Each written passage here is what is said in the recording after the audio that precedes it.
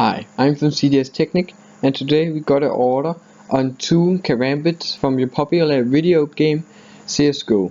So I went onto Thingiverse and find this design by user Ian, and it looked very good, so let's get printing.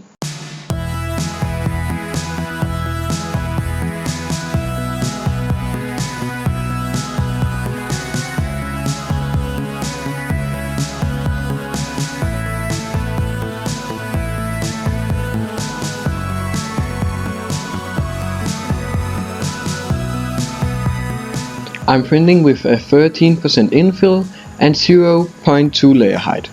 It said it will take about 7 hours and a little bit over 14 meters of filament. Now it's finished, let's see how it looks. It came out a little bit rough on one side, but definitely a good print. If you like videos like this, remember to subscribe and leave a like. If you have any questions, write down in the comments and I will try to answer the best I can.